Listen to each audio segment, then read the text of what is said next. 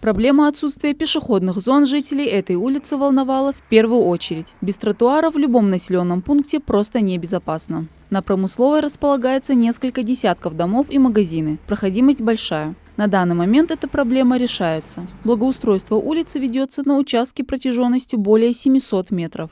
Мы сегодня завершаем вот эту работу, вот последний круг вот это. Остальное мы поставили полностью. Завтра, послезавтра они будут асфальт. В равном основании ложим бетон, туда оставляем бордюрный камень. Аналогичная работа по нацпроекту «Жилье и городская среда» проводится также на Заречной, протяженностью 440 метров. У жителей этой улицы были такие же проблемы. Конечно, освещение есть, тротуар без. Но у нас очень большая проблема, у нас дометы хилатка, долхой бахкач. Ханзы латты должны, санна, отвод, тай мегазицер, деколкмати держдер, мы довольны, да.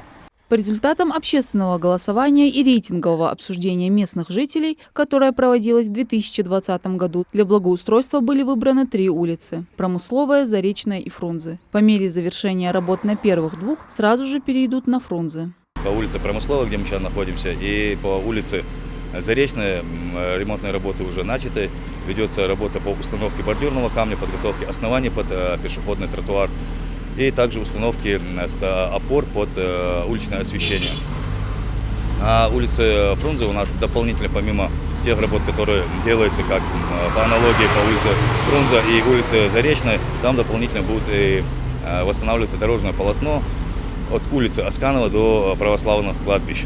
На проведение всех этих работ для комфорта местных жителей было выделено более 20 миллионов рублей. Специалисты и необходимая техника. Рабочих было задействовано на данный момент здесь работает более 20 человек на 2 объектах. Также задействовано 2 единицы техники. Это в основном такая небольшая работа, несложная работа. Соответственно, задействованы экскаватор, трактор для выравнивания основания и также для подноса необходимых инертных материалов.